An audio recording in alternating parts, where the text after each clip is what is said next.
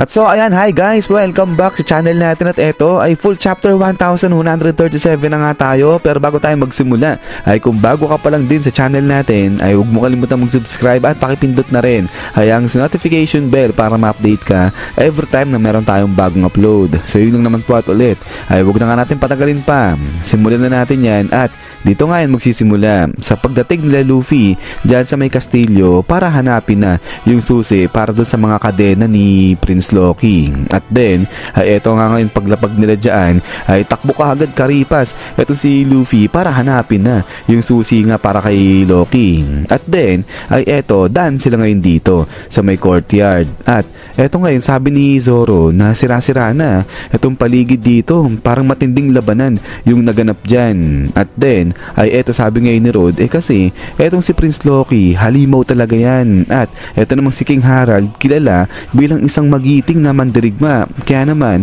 etong sira dito sa may courtyard na to ay talagang hindi na may iwasan dahil nga sa salpukan na nangyari kay Prince Loki sa kay King Harald. At then ayan ay tuloy ngayon sila dito sa paglalakad at sa pagpapatuloy nila ay dito na nga tumambad sa kanila etong napakaraming skeletons ng mga higante.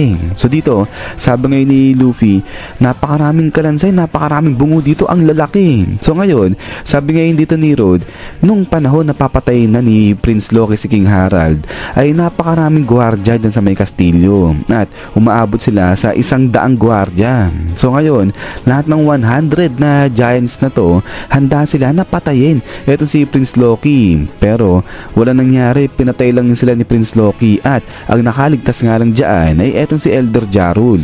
So ngayon habang nagkukwento dito etong si Rod, napansin ni Luffy na meron nga dito na bungo na merong sungay. So sabi ngayon ni Luffy, aba ang galing, meron dito bungo na may sungay. At so eto sagot ngayon si Rod at sabi niya nga dyan, ayan ba, may dugo yan ng Ancient Giant. At dito ngayon sinabi nga ni Rod na wala na talagang pure-blooded na Ancient Giant dyan sa may Elbaf. Pero yung ibang mga higante may dugo pa nito. So kaya nga sila may mga sungay. Pero kukunti na lang talaga yung nagtataglay ng dugo ng Ancient Giant dyan. Parang katulad nga raw ni King Harald. At then ay dito nga nakita nila ngayon etong litrato na ni King Harald. At so dito sabi ngayon ni Rod, pagmasdan nyo, ayan si King Harald at meron nga siyang dugo ng Ancient Giant. Kaya etong si King Harald malaking araw yan kumpara sa ibang mga higante. Pero nakikita nga raw ba nila etong mga scar dyan sa may ulo ni King Harald? Yan daw ay nagmula dahil doon sa sungay na binunot niya. So ibig sabihin may sungay din etong si King Harald, pero tinanggal yan o binunot yan ni King Harald dahil ayaw na nga raw nito ni King Harald ng gera. So ito si King Harald gusto daw niyan ay kapayapaan lang at gusto niya na magkaroon ng connection yung Elbaf sa ibang mga bansa pa o sa outside world. At so ayan ay pagkatapos nga nito ay tuloy ngayon sila sa paglalakad hanggang sa umabot na nga sila dito sa may pinakapintuan na ng kastilyo. Pero nagulat nga dito si Rod nung makita niya na sira etong pinto. Sabi niya nga dyan, teka lang, ano nangyari? Bakit sira etong pintuan na to tapos yung mga gwardya wala na? Ay sabi nga dito ngayon ni Rod na matagal nang abandonado etong kastilyo. Tapos pinagbabawal pa yung pumunta dyan. Kaya eto, bakit nasira etong pinto na nangyari nga dyan? Pero eto si Zoro napansin niya na etong sira sa pinto ay nanggaling sa may loob. So ibig sabihin, may kung sino yung galing sa loob tapos sinira ay ang pintuan para makalabas sila. At then ay pagkatapos nito ay pasok na nga sila dyan sa may pintuan ng kastilyo. At pagpasok nila ay tuloy sa pagkukwento ulit etong si Rod at sabi niya nga dyan na nung mamatay si King Harald, sa lahat talaga ng mga higante dyan, ang may pinakamay sama ng loob kay Prince Loki ay eto talagang si Harudin na anak din ni King Harald at kapatid nga ni Prince Loki. So dito nagulat sila Luffy kasi hindi nila alam na itong si Harudin ay isang anak nga ng hari tapos kapatid pa yang si Prince Loki. So dito ay sinabi ni Rod na yung nanay kasi neto ni Harudin hindi talaga yan yung Reyna. So magkaiba ng nanay itong si Harudin at saka si Prince Loki. So ibig sabihin half brother lang talaga ni Harudin na yan si Prince Loki. At ang nangyari, eto kasi si King Harald bago niya pakasalan yung Reyna dyan sa Elbaf, which is yun yung nanay ni Prince Loki, nagkaroon siya ng anak sa ibang babae at eto nga yang si Harudin. So ngayon yung mga higante dito sa bansa ng Elbaf Elbaf, ayaw nila tanggapin o ayaw nilang i-acknowledge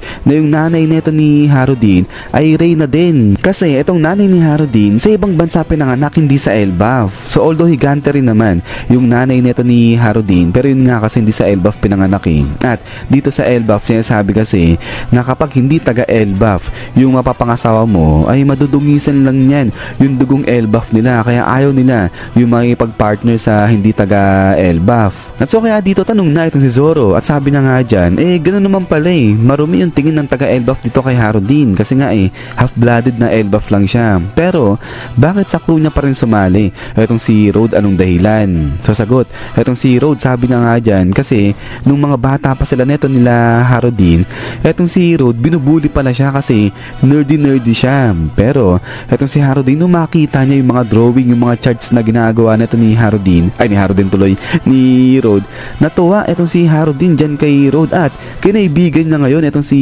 Road dyan. So kaya nga natutuwa, na-appreciate ni Road etong kabaitan sa kanya ni Harudin. At saka isa pa, nung mga bata pa raw silang dalawa, etong si Harudin, ang daming insulto, ang daming panlalait yung inaabot niyan sa mga taga Elbaf kasi nga half-blooded lang siya. Pero lahat yun ay in-endure nito ni Harudin at sinabi na balang araw siya ay magiging hari ng mga higante at ipag-unite niya lahat ng mga tribes ng mga higante, sabi niya ganyan. At eto ngayon, sabi ni Road, gusto niya na matulungan etong si Harudin na maabot yung pangarap niya na yan. At then ayan, ay habang nagkukwento nga dito etong si Road ay maya-maya pa bigla nagsalita etong si Luffy at sinabi niya na meron siyang nakita. At then ay pagkatapos nga niyan ay taro naman dito yan sa side na nila Prince Loki, dahil dito makikita na duguan na etong si Prince Loki dyan dahil binabanatan nga siya nito ni Gunko. So dito sabi nga ni Loki, di lang talaga siya makagalaw kaya ganyan nababanatan siya. Pero sabi nga nung kamukha ni Shanks na hindi, ganun pa rin kahit na malaya etong si Prince Loki ay talagang magugulpi pa rin siya neto ni Gunko. So dito sabi nga ni Gunko, mapalad nga etong si Loki dahil nga sa ino-offer sa kanya ay yung iba gustong gusto na maging isang celestial dragon. Pero ito namang si Loki, binibigay na nga sa kanya, ino-offer na nga pero ayaw niya pa rin, kaya nga nayayamot na hindi pala nayayamot, nagagalit na etong si Gunko dyan kay Prince Loki. At then ay dito na nga pinakita etong ability ngayon ni Gunko. So dito ay pinapakita ng mga arrows na to kung saan yung next na direction na aatake ay ang si Gunko. So ibig sabihin, malalaman mo kung saan yung next na atake nito ni Gunko. At eto ngayon na-predict ni Prince Loki etong mga direction kung saan aatake etong si Gunko. Pero ganun pa man rin ay hindi nga magawa ni Prince Loki na may iwasan ay ang mga pag-atake ni Gunko. At yung pagkatapos nga niyan ay dahil sa galit neto ni Gunko ay dito niya na nga pinagbabanatan ngayon ng walang humpay etong si Prince Loki hanggang sa mawala na ng tuluyan ng malay etong si Prince Loki dyan. At then ay pagkatapos nito ay dito na nga nilantad nung kamukha ni Shanks etong kanyang sarili. At ang pangalan ng lalaki na to ay Shamrock Figureland. So kapatid nga ni Shanks etong lalaki na to at siya yung currently na pinuno ng God's Knight. So dito sinabi ni Shamrock dyan kay Gunko na magbago sila ng plano at kontakin niya kaagad etong Marijoa. At eto tuloy ngayon ni Shamrock dyan habang nakatingin kay Prince Loki na etong Elbaf sila yung nagdomina sa New World dati. At ngayon gagawin ng world government lahat para pasunurin etong Elbaf sa kanila. At then ay pagkatapos nga nito is yan guys. So hanggang dito lang etong chapter natin. At so ayan ay medyo uminit na dito sa side nila Prince Loki. Wala siyang nagawa laban dyan kay Gunko. Pero yun nga guys ay maraming salamat sa panonood dito kay One Piece natin. So kung meron kayong mga ibang komento patungkol dito ay pwede nyo i-comment yan dyan sa baba. At yun nga guys, huwag nyo pala kalimutan mag-iwan ng like. So yun lang naman, so lagi mag-ingat. God bless nyo lahat at kita-kits tayo ulit.